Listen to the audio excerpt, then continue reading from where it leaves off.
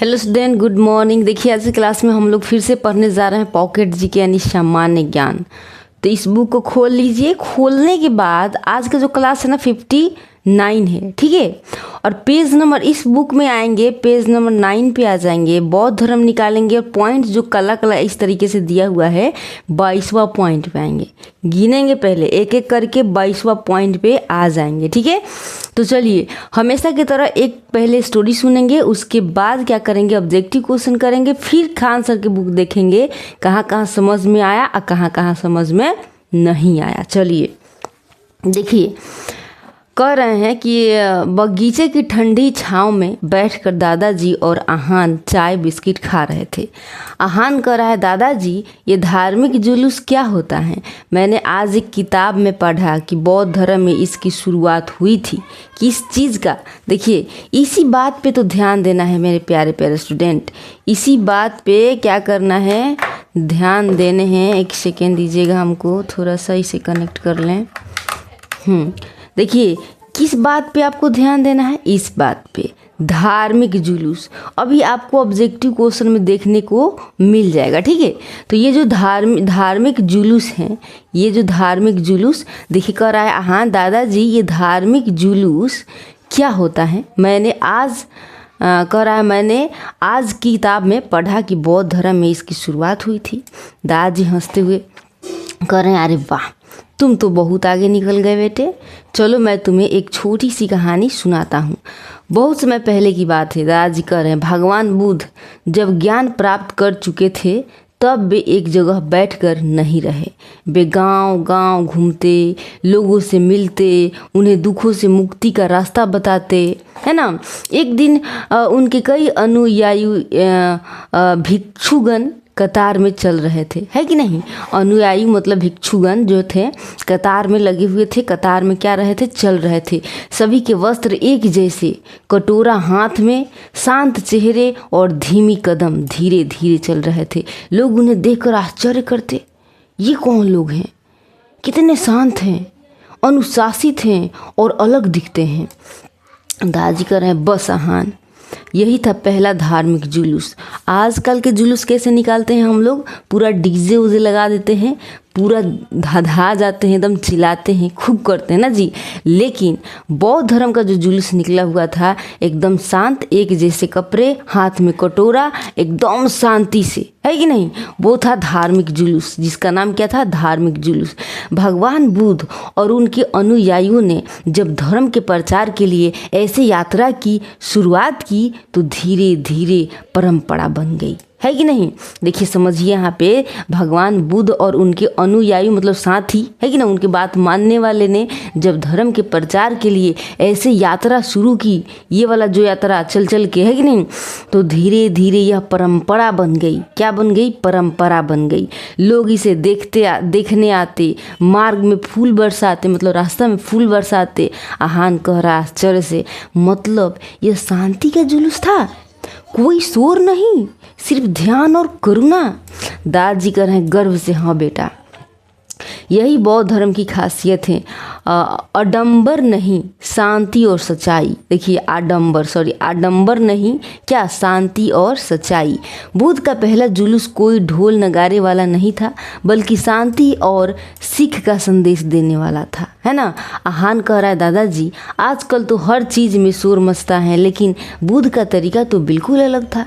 दादाजी मुस्कुराते हुए कह रहे हैं, और यही फ़र्क है बेटा, जब उद्देश्य बड़ा हो तो आवाज़ नहीं, काम बोलता है। बहुत अच्छा बात है कि नहीं दोस्तों। देखिए स्टोरी अच्छा लग रहा है तो प्लीज़ लाइक कीजिए। कहता है, भगवान बुद्ध ने उन सब बातों का विरोध किया जो धर्म के नाम पर दिखावे, भेदभाव और अंधविश्वास को बढ़ावा देती थी। मेरे दोस्त यहाँ पे भी ध्यान देना है आपको। भगवान ने उन सभी बातों का क्या किया, विरोध किया। काहे भैया? धर्म के नाम पर दिखावा लोग करते हैं, भेदभाव करते हैं, है ना, अंधविश्वास को बढ़ावा देते हैं। इन सभी बातों को भगवान बुद्ध ने विरोध किया है। जैसे धार्मिक आडंबर, है ना, धार्मिक आडंबर का मतलब है पूजा पाठ, है कि नहीं, या रीतियों को दिखावे के लिए करना, जैसे बड़ा यज्ञ करना, भव्य मंदिर बनाना, पर दूसरों से द्वेष रखना। मंदिर बना रहे हैं और दूसरों से घृणा कर रहे हैं, है ना। मंदिर बना रहे हैं दूसरों से दिखाने के लिए कि हम बड़े आदमी हैं। ये सब आते हैं धार्मिक आडंबर। महात्मा बुद्ध के अनुसार ये सारे हैं धार्मिक आडंबर हैं, मतलब पूजा पाठ, रीति रिवाज, दिखावे करना, भव्य मंदिर बनाना, दूसरों से द्वेष करना, ये सब नहीं मानते थे ये सब। अब देखिए, कर्म कांड का मतलब समझिए, अनगिनत धार्मिक क्रियाएं जो बिना समझ की जाती थी, जैसे पशु बलि, टोना टोटका। यहाँ देखिए, इस बात पे ध्यान देना है, धार्मिक आडंबर तो समझ गए ना, दिखावा करना। कर्म कांड का मतलब समझिए कि अनगिनत धार्मिक क्रियाएं जो बिना समझ के की जाती थी। बिना समझ के तो पशु का बलि दी जाती है ना, टोना टोटका किया जाता है ना, ये तो समझदारी कहाँ है। तो ये है कर्म कांड में आते हैं। कहाँ आते हैं? कर्म कांड में। अंधविश्वास पे आते हैं तो बिना सोच विचार के मान लेना कि कोई चीज़ भाग बदल सकती है। कोई बाबा आके कह देगा अपना हाथ दिखाओ, मैं तुमको ऐसे ऐसे चीज़ें बता दूंगा कि आपका भाग बदल सकता है। ये क्या है? अंधविश्वास है। ठीक है। फिर आते हैं सामाजिक असमानता।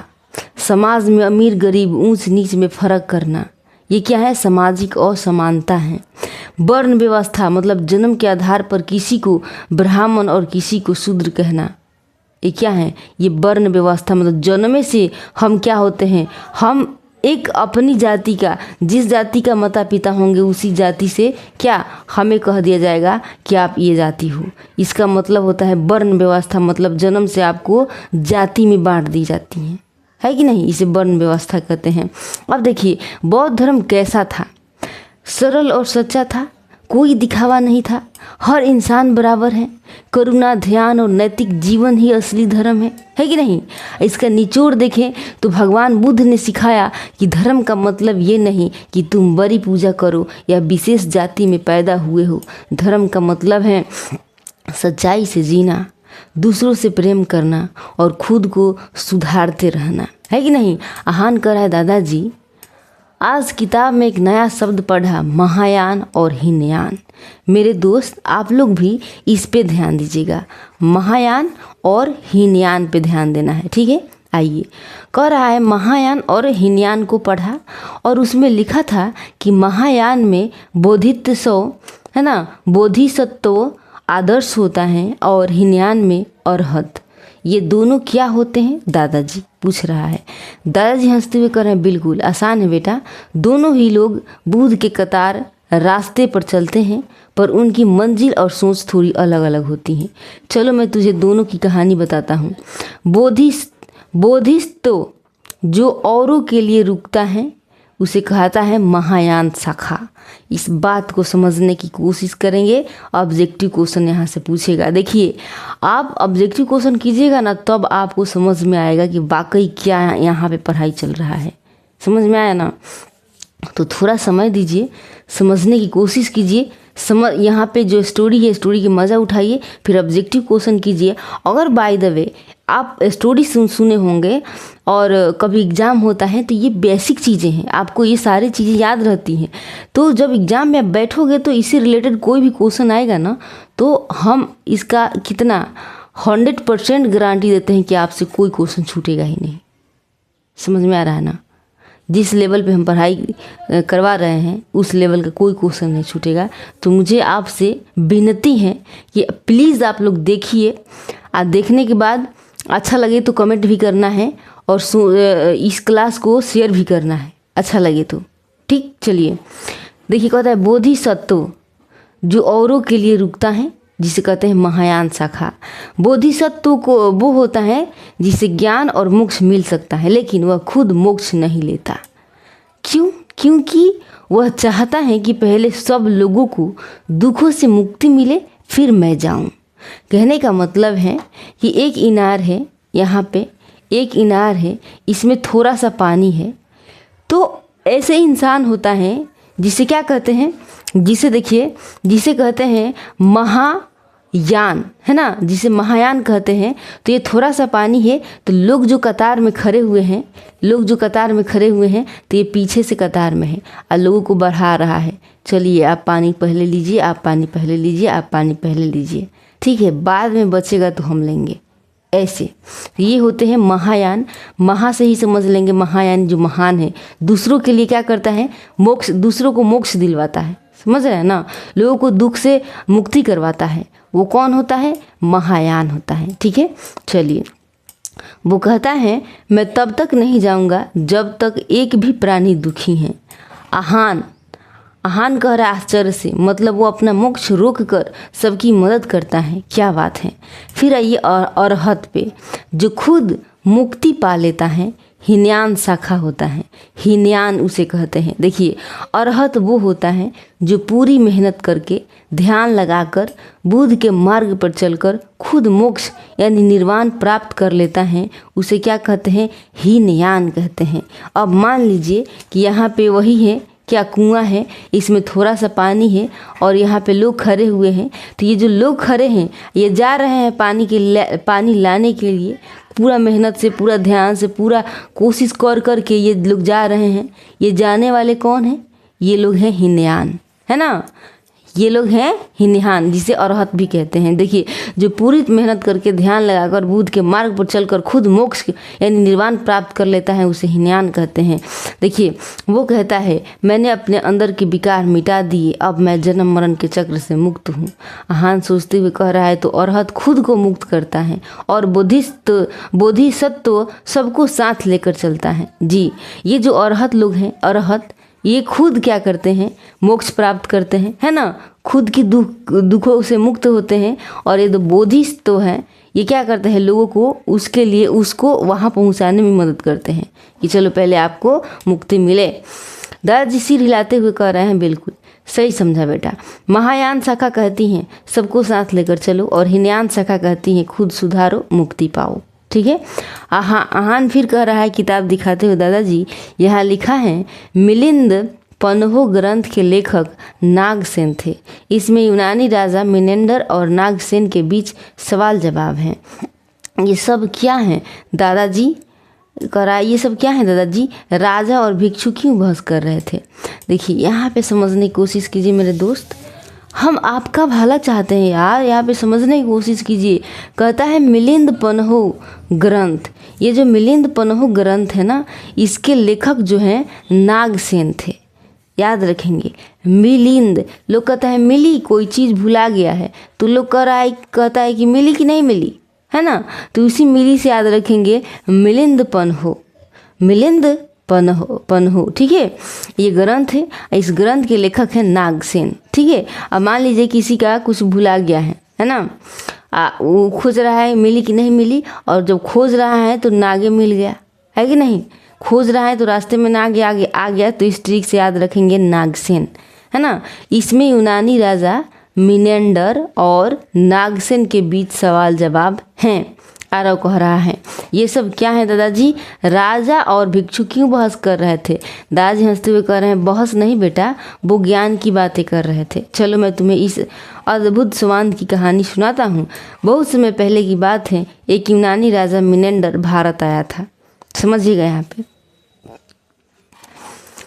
उसे बौद्ध धर्म में बहुत रुचि थी। कौन, देखिए यूनानी राजा मिनेंडर आया था, मिनेंडर, है ना, सिलेंडर से याद रखिए मिनेंडर, है ना। कहता है उसे बौद्ध धर्म से बहुत रुचि थी, बौद्ध धर्म में, लेकिन उसके मन में कई सवाल। मान लीजिए किसी में आप रुचि हैं, आपको रुचि मिल रहा है, इंटरेस्ट आ रहा है, लेकिन कई सवाल भी तो मन में आते हैं कि कैसा होगा, ये करने से क्या होता है, नहीं होता है।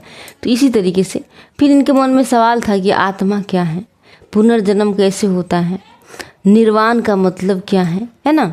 एक दिन उसकी मुलाकात हुई बौद्ध भिक्षु नागसेन से, है ना, नाग बाबा से इनकी क्या हुआ, नाग बाबा से इनकी मुलाकात हुई। किसकी मुलाकात हुई भैया, किसकी मुलाकात हुई, देखिए यूनानी राजा, इनका नाम क्या है जी, यूनानी राजा मिनेंडर। यूनानी राजा मिनेंडर की मुलाकात किससे हुआ है, देखिए नाग बाबा से, मतलब नागसेन से भी। और फिर शुरू हुआ प्रश्नों और उत्तरों का सिलसिला, है ना।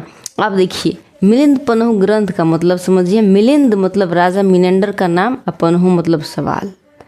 तो मिलिंद पन्हो का मतलब है मिनेंडर के सवाल, है ना। इस ग्रंथ में उन दोनों के बीच दर्शन, आत्मा, मोक्ष, धर्म जैसे विषय पर बातचीत है, लेकिन भाषा पाली में है। जो बुद्ध की भाषा मानी जाती हैं, है ना। अब कह देगा, क्वेश्चन पूछ देगा कि मिलिंद पन्हु का जो संवाद है किस भाषा में है, तो आप क्या कहेंगे, पाली भाषा। Very good. किसके बीच है भैया, ये मिलिंद पन्हु का जो संवाद है किसके बीच है, मीनेंडर और नाग बाबा यानी नागसेन, है ना, नागसेन से। आइए, मिलिंद पन्हु एक ऐसा ग्रंथ है जिसमें राजा मीनेंडर और भिक्षु नागसेन के बीच के बौद्धिक सवाल जवाब लिखे गए हैं। यह ग्रंथ पाली भाषा में है। इसका उद्देश्य था बौद्ध धर्म के गहरे विचार को तर्क और समझ के साथ समझाना, है ना। आहान किताब दिखाते हुए फिर कहा, दादाजी ये पंक्तियाँ थोड़ी कठिन लग रही हैं। यहाँ लिखा है गंधार, मथुरा और अमरावती मूर्तिकला में बुद्ध की मूर्तियाँ बनी हैं और गंधार में सबसे ज़्यादा बनी हैं। और ये पद्म संभव कौन थे जिन्होंने बौद्ध धर्म को नेपाल तिब्बत में फैलाया, है कि नहीं। आइए, फिर कह रहे हैं जब भगवान, दादाजी कह रहे हैं जब भगवान बुद्ध जीवित थे। यहाँ समझे कि नहीं समझे, देखिए पूछ रहा है आरव, क्या पूछ रहा है, कह रहा है कि गंधार जो है, मथुरा है और अमरावती मूर्ति कला में बुद्ध की क्या मूर्तियाँ बनी हैं और गंधार में सबसे ज़्यादा बनी हैं। और ये पद्म संभव कौन थे जिन्होंने बौद्ध धर्म को नेपाल तिब्बत में फैलाया, है ना जी। अब दादाजी कह रहे हैं जब भगवान बुद्ध जीवित थे तो उनकी मूर्तियाँ नहीं बनती थी। जीवित जब तक थे मूर्तियाँ नहीं बनी। लोग उन्हें चक्र, वृक्ष, पद चिन्ह जैसे प्रतीकों से दर्शाते थे, है कि नहीं। क्या क्या चीज़ से, चक्र से, है कि नहीं, चक्र से, वृक्ष से, है ना, पद चिन्ह से क्या करते थे लोग, इन्हीं प्रतीकों से लोग क्या करते, दर्शाते थे। लेकिन बाद में जब बुद्ध की संदेश दूर दूर तक फैलने लगा तो लोगों ने मूर्तियों के रूप में उन्हें दर्शाना शुरू किया, यानी मूर्ति बनाना शुरू हुआ। 3 प्रमुख शैलियाँ थी, है कि नहीं। गंधार शैली, यह यूनानी शैली से प्रभावित थी। बुद्ध की मूर्तियाँ बहुत यथार्थवादी और आकर्षक थी, है ना जी, गंधार शैली की, है ना। सबसे ज़्यादा मूर्तियाँ इसी शैली में बनी। सबसे ज़्यादा मूर्ति कहाँ बनी, गंधार शैली, है ना, गंधार शैली बनी। मथुरा शैली देखिए, यह पूरी तरह भारतीय शैली थी। मूर्तियाँ थोड़ी कठोर पर आध्यात्मिक भाव वाली होती थी, ये मथुरा शैली थी, है कि नहीं। अमरावती शैली, यह दक्षिण भारत की शैली थी। इसमें मूर्तियाँ अधिक सुंदरता और सजावट वाली होती थी। अब आहान आश्चर्य से पूछ रहा है तो गंधार की मूर्तियाँ थोड़ी विदेशी अंदाज की थी। दादाजी कह रहे हैं बिल्कुल बेटा, देखिए कह रहा है कि गंधार की मूर्तियाँ थोड़ी विदेशी अंदाज की थी। कह रहे हैं बिल्कुल बिल्कुल बेटा, क्योंकि गंधार क्षेत्र आज के पाकिस्तान, अफगानिस्तान में यूनानी असर था, इसीलिए मूर्तियाँ भी वैसे ही बनी। घुंघराले बाल, चौकदार नाक, गहरी आँखें। और यही रही बात पद्म संभव की, वो एक महान बौद्ध गुरु थे, है ना। कौन थे जी, पद्म संभव कौन थे, वो एक महान बौद्ध गुरु थे जिन्होंने बौद्ध धर्म को भूटान, तिब्बत, नेपाल जैसे पर्वतीय क्षेत्रों में फैलाया, मतलब प्रचार किया। कौन, पद्म संभव, है ना, पद्म संभव।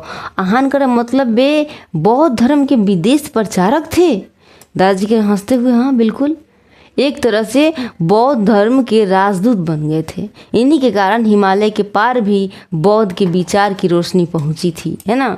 आहान का दादाजी, आपने कहा था कि भगवान बुद्ध की मूर्तियाँ गंधार, मथुरा और अमरावती शैलियों में बनी थी, लेकिन ये शैलियाँ क्या होती हैं।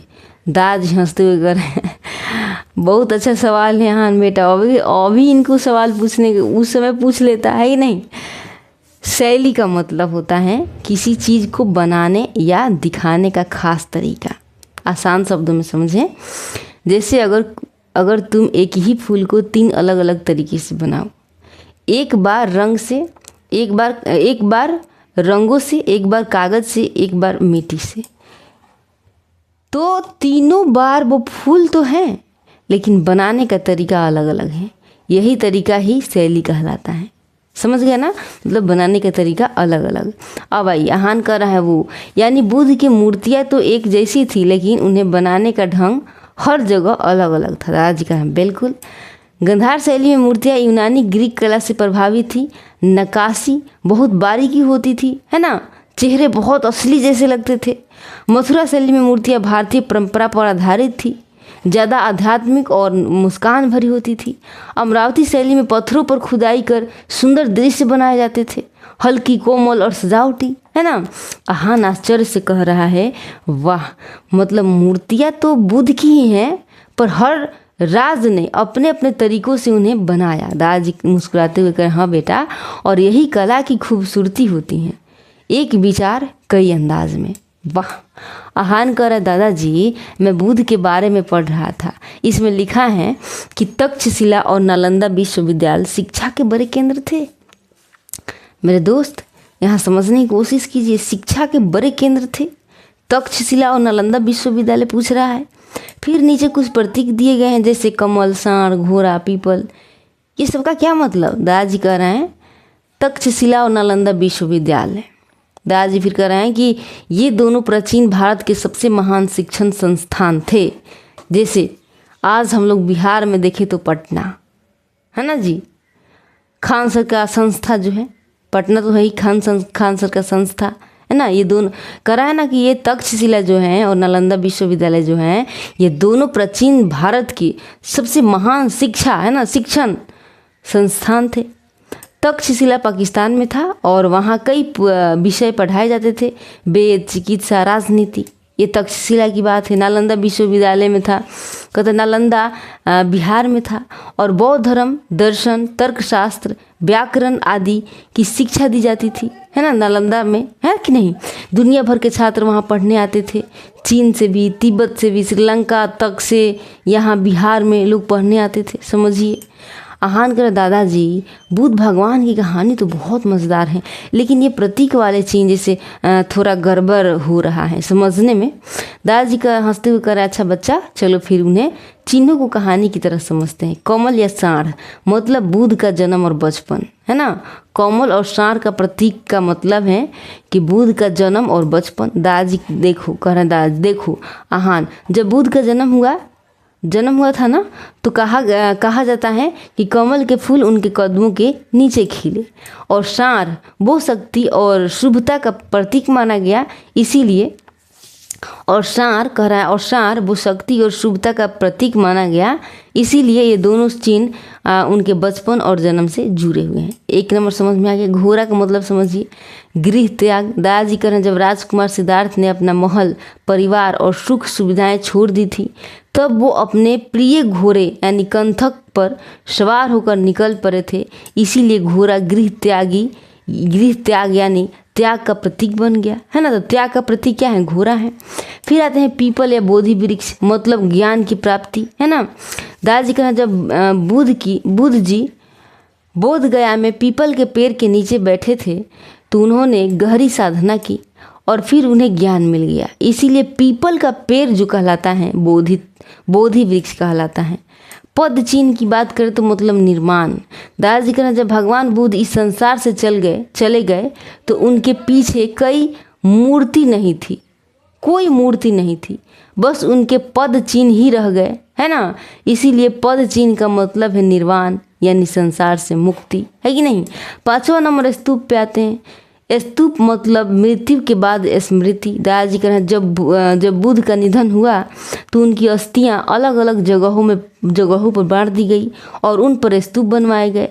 जैसे आज के ज़माने में समाधियां बनती हैं, वैसे ही चक्र का धर्म चक्र का मतलब समझिए, धर्म चक्र जिसे कहते हैं, मतलब प्रथम उपदेश। दादाजी कहना, जब बुद्ध ने सारनाथ में पहला उपदेश दिया तो उसे कहा गया धर्म चक्र प्रवर्तन, यानी धर्म का पहिया चल पड़ा, इसीलिए चक्र बन गया। उनके उपदेश का क्रांति, है कि नहीं। आहान उछलता हुआ कह रहा, वाह दादाजी, अब तो सारे चिन्ह पक्के याद हो गए हैं। कमल यानी जन्म, घोड़ा मतलब त्याग, पीपल माने ज्ञान, पद चिन्ह माने निर्वाण, स्तूप माने मृत्यु की स्मृति, और चक्र मतलब पहला उपदेश। दादाजी कह रहे, वाह शाबाश मेरा बच्चा, तुम भी धीरे धीरे बौद्ध ज्ञान के रास्ते पर बढ़ रहे हो। अब मेरे दोस्त यहाँ देखिए ऑब्जेक्टिव क्वेश्चन, अब मज़ा आने वाला है। चलिए, कहता है सबसे पहले धार्मिक जुलूस की परंपरा किस धर्म में शुरू हुई थी? बताइए तो। हलवा है कि नहीं है, यही तो बात कमेंट करना है आपको। मैं तो बस यही सुनना चाहती हूँ कि ये हलवा है या नहीं है मेरे दोस्त। चलिए बताइए, क्या हो जाएंगे आप? कहेंगे इसमें कोई शक नहीं है, इसमें कोई शक ही नहीं है।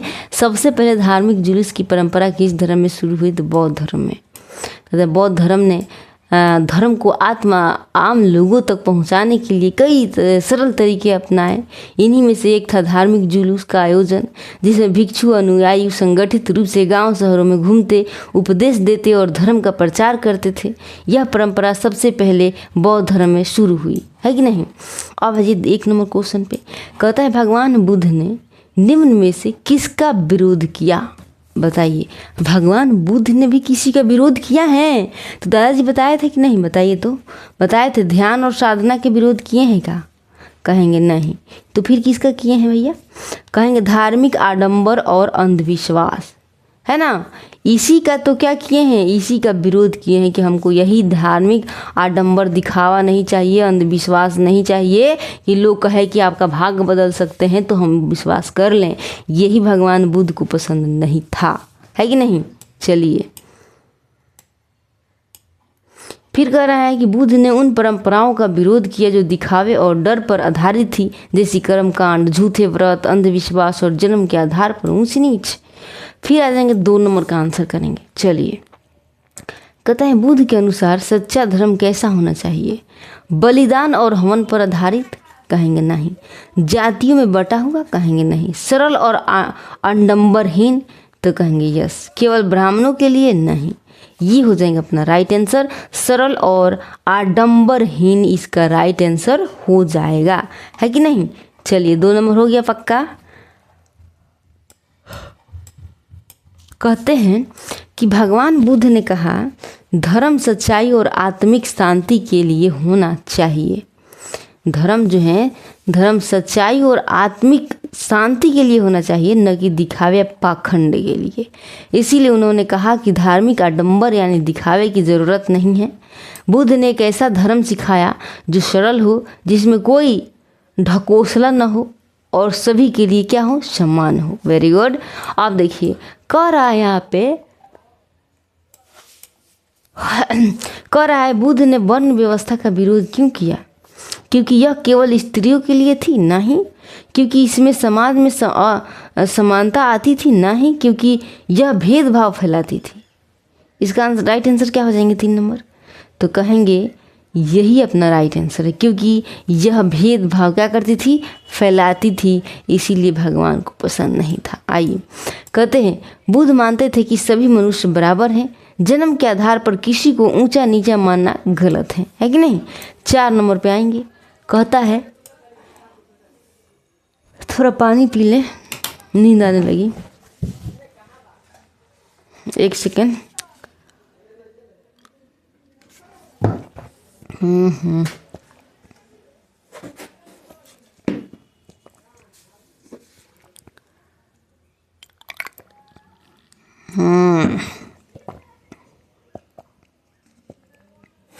चलिए, पहले इसका आंसर कर दीजिएगा, फिर हम आपको बताते हैं ना।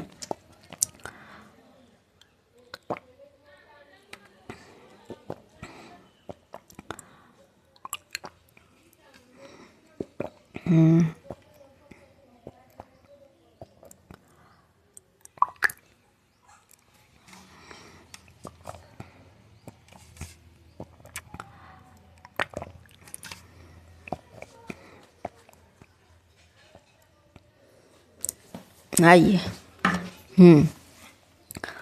तब मेरे दोस्त क्या कह रहा है? क्वेश्चन कह रहा है कि किस धार्मिक सुधारक ने कर्म कांड और सामाजिक असमानता का विरोध किया? क्या आंसर हो जाएगा? महावीर स्वामी हो जाएंगे? क्या कहेंगे आप? कहेंगे ना, महावीर स्वामी थोड़ी होंगे। शंकराचार्य? कहेंगे ना। ना। हाँ, क्या कहेंगे? बुद्ध कहेंगे, महात्मा बुद्ध। राइट आंसर क्या हो जाएंगे? महात्मा बुद्ध हो जाएंगे। ठीक है, चलिए देखिए, कह रहा है कि बुद्ध पहले ऐसे व्यक्ति थे जिन्होंने समाज की कुरीतियों और जातिगत भेदभाव का खुलकर विरोध किया। 5 नंबर का आंसर करेंगे। क्या हो जाएगा 5 नंबर का आंसर? बताइए। कहता है बुद्ध किस प्रकार के धर्म में विश्वास रखते थे? किस प्रकार के धर्म में विश्वास रखते थे? कर्म कांड और पूजाओं पर आधारित? तो कहेंगे नहीं। आडंबर और बलि पर आधारित? नहीं। कहता है भक्ति और जप पर आधारित? कहेंगे नहीं। सरल, तर्क संगत और नैतिक धर्म? ये राइट आंसर हो जाएंगे। क्या हो जाएंगे, डी अपना जो है राइट आंसर हो जाएंगे। देखिए कहता है बुद्ध का धर्म व्यक्ति के आचरण, नैतिकता, करुणा और आत्मज्ञान पर आधारित था, न कि धार्मिक क्रियाओं और जाति पर, है ना। अब देखिए कह रहा है कि महायान बौद्ध शाखा में किसको आदर्श माना गया है। महायान समझिएगा, हम बताए थे, बहुत ही रिपीट कर करके बताए थे। इसका आंसर तो गलत होना ही नहीं चाहिए, पहली बात है कि नहीं, बता दीजिए। महायान हम बताए थे, जिस नाम में महा लग गया उसका काम भी महा जैसा होगा। महाबौद्ध शाखा में किसको आदर्श माना गया है, तो उसमें दो गो था, एगो था अरहत, एगो था बोधिसत्व। तो इसमें कौन सा आ जाएगा, इसमें आ जाएगा बोधिसत्व। क्या हो जाएंगे, बोधिसत्व हो जाएंगे। काहे हो जाएंगे भैया, ये लोग क्या करते थे महायान में, ये लोग दूसरों को पहले मोक्ष प्राप्त करवाते थे, फिर अपने बारे में सोचते थे। ठीक है, चलिए अब देखिए कह रहा है महायान शाखा में वह व्यक्ति आदर्श होता है जो बुद्ध बनने योग्य है, परंतु सभी प्राणियों की भलाई के लिए स्वयं मोक्ष प्राप्त नहीं करता और सबकी सहायता करता। ऐसे व्यक्ति को बोधिसत्व कहा जाता है। अब आइए 2 नंबर का आंसर कीजिए। तो कहता है हीनयान शाखा के अनुसार किस पद को प्राप्त करना आदर्श है, बताइए। हीनयान शाखा के अनुसार किस पद को प्राप्त करना आदर्श माना जाता है, बता दीजिए। ये भी गलत नहीं होना चाहिए। देखिए हम बहुत ही प्यार से आपको बताए थे, तो आप कहेंगे हाँ जी अरहत, है ना। अरहत लोग क्या करते थे, मोक्ष की प्राप्ति करने में खुद लगे हुए थे। तो हीनयान शाखा में यह माना जाता है कि व्यक्ति को स्वयं मोक्ष प्राप्त करना चाहिए और वह अरहत कहलाता है, यानी जिसने इच्छाओं पर विजयी पा ली है और निर्वाण को प्राप्त कर लिया है, उसे क्या कहते हैं, अरहत कहते हैं। चलिए 3 नंबर का आंसर कीजिएगा मेरे दोस्त। क्या हो जाएगा 3 नंबर का आंसर, कहता है बोधिसत्व। ये जो बोधिसत्व है ना, बोधिसत्व की विशेषता क्या होती है, बोधिसत्व का विशेषता क्या होती है। वह केवल ध्यान करता है, कहेंगे नहीं। वह केवल उपदेश देता है, नहीं। वह दूसरों के उद्धार के लिए कार्य करता है, हाँ जी यही राइट आंसर हो जाएंगे। कहता है वह किसी ग्रंथ का लेखक होता है, ये भी नहीं हो जाएगा। इसका राइट आंसर क्या हो जाएगा, वो दूसरों के उद्धार के लिए क्या करता है, कार्य करता है। ठीक है, देखिए बोधिसत्व वह होता है जो खुद बुद्ध बन सकता है, लेकिन पहले सबकी मुक्ति के लिए काम करता है। यह करुणा और त्याग का प्रतीक होता है। ठीक है, चलिए अब देखिए कहता है कि बौद्ध धर्म की किस शाखा में अरहत पदों को अंतिम लक्ष्य माना गया है। अरहत पद को अंतिम लक्ष्य माना गया है, बताइए। बौद्ध धर्म की किस शाखा की बात कर रहा है ना, किस शाखा में अरहत, देखिए अरहत पदों को अंतिम लक्ष्य माना गया है, तो कौन सा हो जाएगा, अरहत अभी तो देखे थे ना। तो ये राइट आंसर क्या हो जाएंगे सर, तो आप कहेंगे हीनयान शाखा में अरहत पदों को अंतिम लक्ष्य माना गया है। आ रहा है ना समझ में, तो प्लीज़ लाइक सब्सक्राइब कर लीजिए प्लीज़। ठीक है, चलिए अब देखिए कहता है हीनयान शाखा जिसे शेरवाद भी कहते हैं, जिसमें उसमें मोक्ष प्राप्त करना ही लक्ष्य होता है। इसमें अरहत बनना ही मुख्य ध्येय माना जाता है। 5 नंबर का आंसर करेंगे। कह रहा है 5 नंबर क्वेश्चन का कह रहा है, कहता है बौद्ध धर्म की किस शाखा में बोधिसत्व आदर्श है और सभी प्राणियों की मुक्ति को प्राथमिकता दी जाती है। एक बार और समझेंगे। कहता है बौद्ध धर्म की किस शाखा में, शाखा पूछ रहा है, यहाँ बोधिसत्व पूछ रहा है ना। बोधिसत्व आदर्श है और सभी प्राणियों की मुक्ति को प्राथमिकता दी जाती है। किस में आ जाएगा, जिसमें बोधिसत्व आ जाएगा, है ना जी। जो सबके लिए क्या करता है, मोक्ष प्राप्ति का काम करता है, वो क्या है, वो महान है, यानी महायान है कि नहीं। चलिए आ रहा है समझ में, कमेंट कीजिएगा। महायान शाखा में बोधिसत्व का आदर्श होता है ना, जो सब प्राणियों के उद्धार के लिए समर्पित रहता है। यह शाखा करुणा, भक्ति और पूजा को अधिक महत्व देती है। अब आ जाइए 1 नंबर क्वेश्चन पे मेरे प्यारे प्यारे स्टूडेंट, इसका आंसर कीजिए। कहता है मिलिंद पन्हो यानी ग्रंथ के लेखक किसे माना जाता है। मिलिंद पन्हो ग्रंथ के लेखक, हम बोले थे ना नाग बाबा, याद आया क्या। तो मिलिंद पन्हो के, ये जो मिलिंद पन्हो है, तो 2 आदमी के बीच में बात हो रहा था। किसके बीच में बात हो रहा था, तो एक नाग बाबा थे यानी नागसेन थे, है कि ना। एगो नागसेन थे, एगो मिनेंडर थे। कौन थे जी, मिनेंडर, है ना। मिनेंडर है ना है। चलिए नागसेन और मिनेंडर, तो इसका जो लेखक है कौन है, नागसेन है। चलिए राइट आंसर हो गया, 1 नंबर का राइट आंसर हो गया। चलिए आगे बढ़ते हैं। कहता है मिलिंद पन्हो एक प्रसिद्ध बौद्ध ग्रंथ है जिसे नागसेन नामक बौद्ध भिक्षु ने लिखा यह संकलित किया, है ना। इसमें बौद्ध धर्म से संबंधित दार्शनिक और तार्किक प्रश्नों के उत्तर दिए गए हैं। और 2 नंबर का आंसर करेंगे। कहता है बहुत प्यारा क्वेश्चन है, गलत नहीं होना चाहिए। मिलिंद पन्हो किस भाषा में लिखा गया था? दादाजी बताए थे, याद कीजिए, थोड़ा सा जोर दीजिए। किस भाषा में लिखा गया था?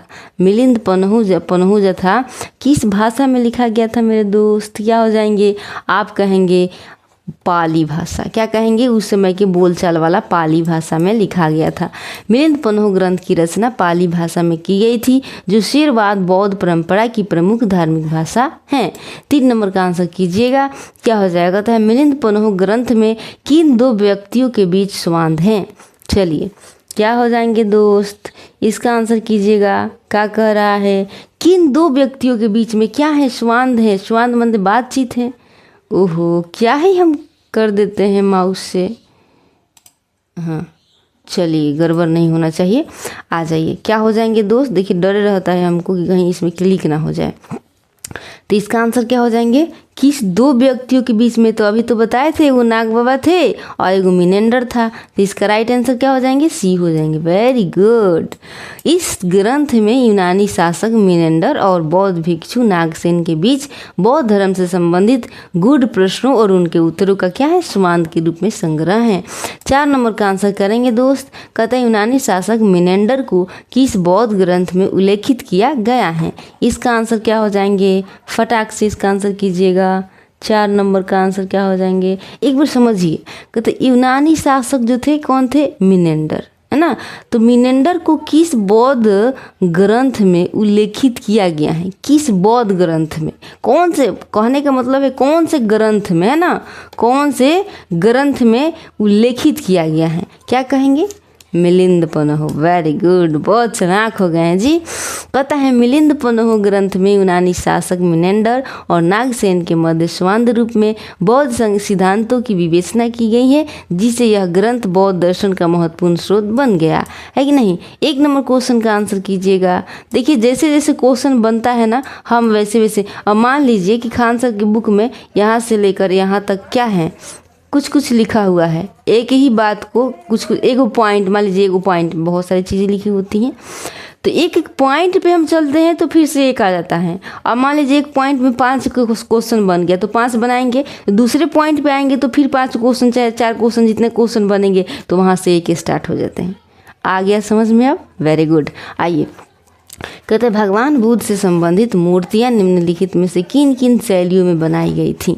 बताइए किन किन शैलियों में बनाई गई थी? दादाजी बताए थे बहुत ही प्यार से। इसका आंसर कर दीजिए फटाक से। क्या हो जाएंगे? तो कहेंगे एक तो याद है हमको गंधार, ठीक है, गंधार याद है, गंधार शैली था। मथुरा भी था, हाँ जी। अमरावती, हाँ, ए नंबर राइट आंसर हो जाएगा। क्या याद रखेंगे? कहता है कि बुद्ध की मूर्तियाँ भारत की 3 प्रमुख मूर्ति कला शैलियों में बनाई गई। गंधार यूनानी प्रभाव, मथुरा स्थानीय भारतीय शैली और अमरावती यानी दक्षिण भारतीय शैली, है कि नहीं। अब आ जाइए, फिर 2 नंबर का आंसर करेंगे। कहता है निम्नलिखित में से किस शैली में सर्वाधिक बुद्ध मूर्तियों का निर्माण हुआ, है ना। कहता है कि निम्नलिखित में से किस शैली में, कौन सी शैली में? कहता है कौन सी शैली में सर्वाधिक, सबसे ज़्यादा बुद्ध मूर्तियों का निर्माण हुआ, सबसे ज़्यादा हुआ है। तो अब क्या कहेंगे? बता दीजिए।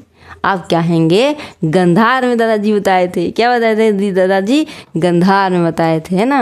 वाह। कहता है गंधार शैली में बुद्ध की सर्वाधिक मूर्तियां बनाई गई, जिसमें यूनानी रोमन प्रभाव स्पष्ट दिखता है। यह शैली मुख्यतः आज के पाकिस्तान और अफगानिस्तान के क्षेत्र में विकसित हुई थी, है ना। अब देखिए 3 नंबर क्वेश्चन कह रहा है कि भूटान, तिब्बत, नेपाल और पड़ोसी देशों में बौद्ध धर्म के प्रचार प्रसार का श्रेय किसे जाता है? बता दीजिए, हमको तो याद है ना। क्या हो जाएंगे? भूटान, तिब्बत, नेपाल और पड़ोसी देशों में बौद्ध के जो प्रचार प्रसार करने वाले थे उसका नाम ही तो बता देना है। उसका श्रेय किसे जाता है? तो आप कहेंगे पद्माशंभव, है ना।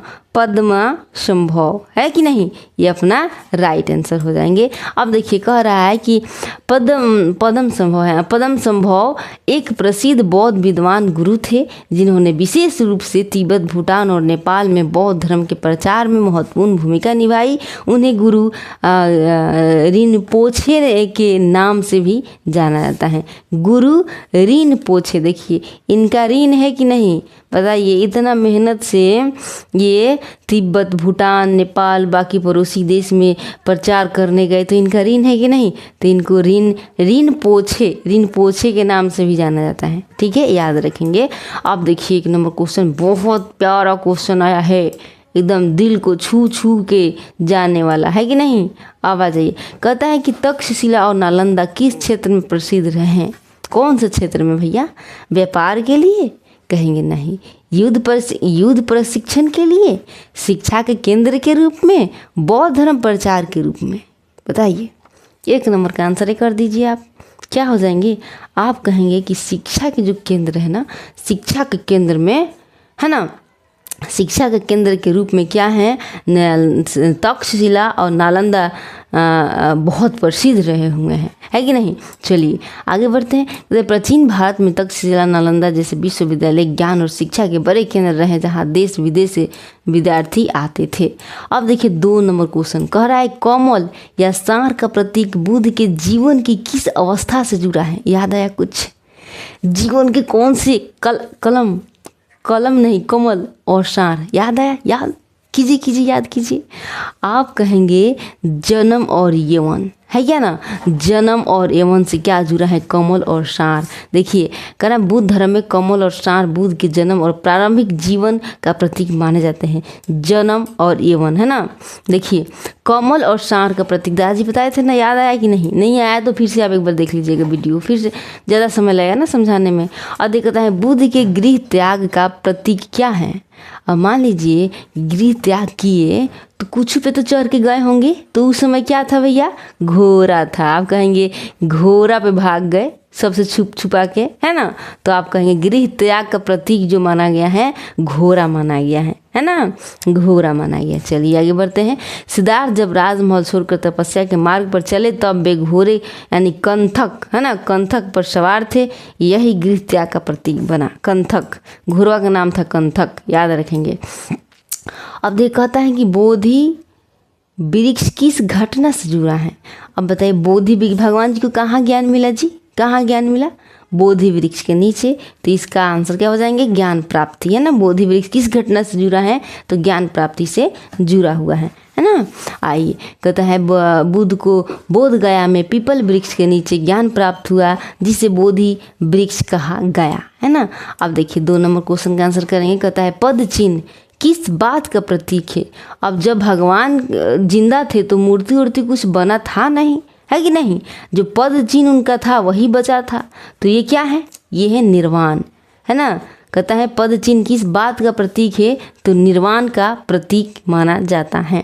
देखिए कहता है बुद्ध के निर्वाण यानी मृत्यु के बाद उनके पद चिन्ह शेष रह गए, इसीलिए यह प्रतीक निर्वाण से जुड़ा है। 6 नंबर का आंसर करेंगे। स्तूप किस घटना का प्रतीक है। स्तूप जब भगवान जी मर गए उनकी मृत्यु हो गई तो क्या हुआ, उनके जो शरीर के अंग को काट के 8 गो स्तूप बनवाया गया था कि नहीं, बताइए। तो कह रहा है स्तूप किस घटना का प्रतीक है, तो जन्म का, गृह त्याग कहेंगे मृत्यु का। क्या कहेंगे, मृत्यु का है कि नहीं। 6 नंबर का राइट आंसर मृत्यु हो जाएंगे। अब आइए कहता है बुद्ध की मृत्यु के बाद उनकी अस्थियां स्तूपों में रखी गई, इसीलिए स्तूप मृत्यु का प्रतीक है।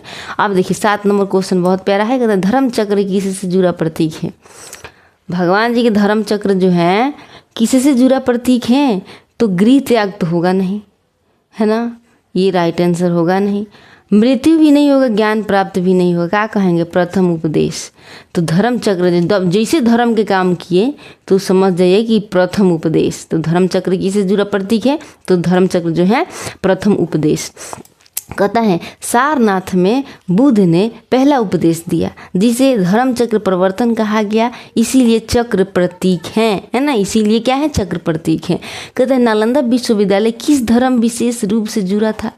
हाय हाय, इतना इजी इजी क्वेश्चन आ रहा है, बताइए लोग, कितना प्यारा प्यारा क्वेश्चन। इसका आंसर क्या करेंगे बताइए? तो कहेंगे कि इसमें कोई सोचने वाली तो बात ही नहीं है। बौद्ध धर्म है ना। नालंदा विश्वविद्यालय किस धर्म से विशेष रूप से जुड़ा था? तो बौद्ध धर्म से। कहता नालंदा विश्वविद्यालय बौद्ध धर्म के अध्ययन का प्रमुख केंद्र था, जहाँ नालंदा शैली की शिक्षा दी जाती थी, है कि नहीं।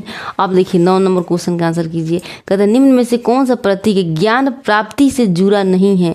ज्ञान प्राप्ति से नहीं जुड़ा। अब बताइए, बोधि वृक्ष, पीपल, घोड़ा, बोध गया, क्या कहेंगे? कहते समझिए, यहाँ पे समझने वाली बात है। कहते निम्न में से कौन सा प्रतीक जो है, प्रतीक ज्ञान प्राप्ति से जुड़ा नहीं है? ज्ञान प्राप्ति से जुड़ा नहीं है, बताइए कौन सा? इसका आंसर क्या हो जाएंगे?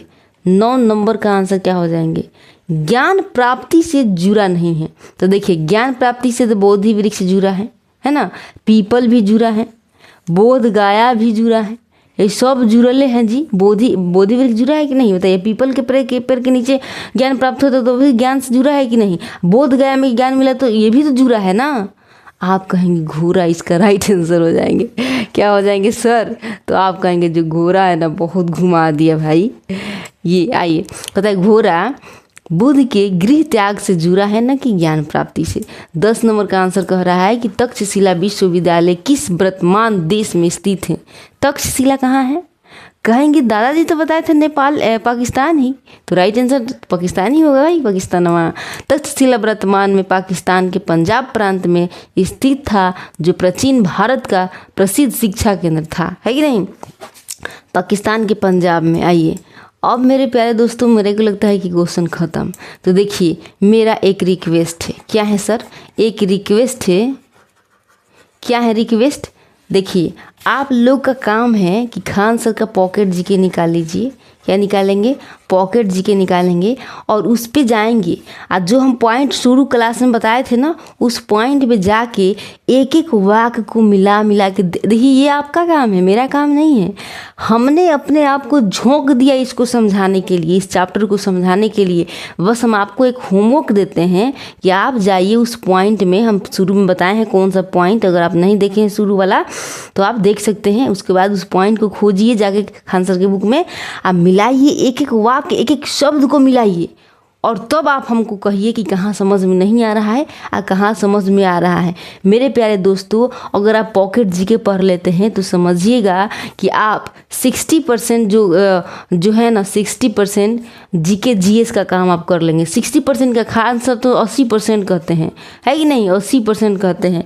तो अच्छे से पढ़िए, ध्यान से पढ़िए, लेकिन मिलाइए, तब आपको पूरी तरीके से क्लियर हो जाएगा और ज़िंदगी में कभी नहीं भूलेंगे खान सर का बुक पॉकेट जीके। ठीक है? तो मेरा क्लास वाकई आपको अच्छा लगा है कि नहीं? आपको लगा कि आपने समझाने का जो काम है किया है, थोड़ा सा भी लगा तो प्लीज़ मेरे लिए एक लाइक और सब्सक्राइब करना ना भूलें। ठीक है? Thank you for watching. जय हिंद मेरे प्यारे स्टूडेंट। Thank you.